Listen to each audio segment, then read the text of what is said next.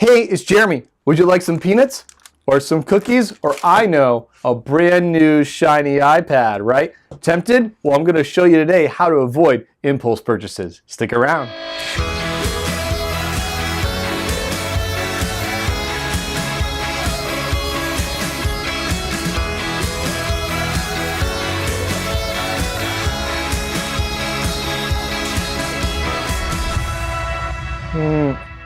Oh, you're back. Sorry, I was enjoying a cookie, but marketing, right? It's all around us. It's telling us you need, you deserve, you'll be blank if you buy our thing. It's like 3,200 ad impressions or something every day that we are getting bombarded with. And we need to learn how to resist that.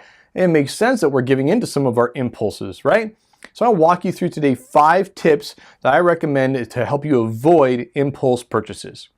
First, turn off the commercials, okay? If you have cable, then record things and speed through those commercials and just skip the commercials. Who needs more marketing, right? And in fact, if you've got cable, I encourage cutting that, and you can watch my video, a 7-step guide on how to cut the cord. But even if you don't have cable, if you got Hulu or something, you could be paying for commercials, pay the $4 extra and get rid of the commercials completely. Less marketing in your face means less impulses, okay? So that's the first tip. Second tip is when you're on the internet, use a pop-up blocker. Now, not only this is good for your safety, but it's also good for all these marketing things that will pop up in your face and for ads that are on certain pages and stuff like that. So use a good pop-up blocker in your internet browser. uBlock, just the letter U and the word block, that's a good one I recommend. You should check that out because, again, less marketing in your face means less impulses.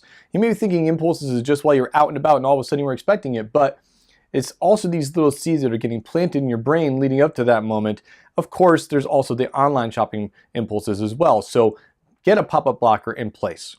Thirdly is stay informed. If you're already doing research about the thing you're thinking of buying, then when a good sale pops up, you won't be impulsive to jump on it because you'll know, well, that sale always comes around every month. They're always on sale, or bananas every month. Not that you're gonna have impulses about banana, but right, you gotta be prepared and be educated. He with the most information wins. Now, you don't have to be some super research guru like me, but you gotta make sure that you've got a plan and you know a little bit about what it is you're looking to buy, so that when a good sale pops up, you don't just impulse and don't really realize it's probably not a good sale or there's a better one coming. So stay informed. Fourthly, when it's time to make that purchase, especially if it's a big purchase, or if you're seeing yourself confronted with something, you're seeing that shiny new iPad staring in front of you, wait. Just give yourself a chance to use your whole brain. Yeah, that's right. Science shows that if you wait 24 hours to make a purchase where you normally would have been impulsive, then your left brain will come in stronger and complement your right brain, not overtake it, but give you a whole brain decision. So sleep on it. Give it 24 solid hours before you make a decision. And honestly, when it comes to some of those little impulses, it's just gonna mean those don't even happen, which is great because then you weren't impulsive. But especially with these big purchases, give yourself the time to think about it and get the emotions aside so you're not just making an only emotional decision. So wait 24 hours. And then lastly, my favorite tip, use cash, okay? Using cash is powerful. If you're buying it from someone, like I just bought myself a new to me used car recently, then the cash spoke, baby. I got another 10% off because of the cash. Counting out the Benjamins. Here's the money, right?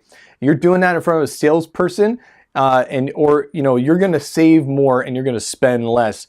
But the psychological reason is because you are feeling a tangibility and you're watching that money disappear. The science proves you will spend less with cash. And if you have the urge to be impulsive, you're going to resist it much more stronger if you've got to part with your hard-earned cash money that's right there in front of you.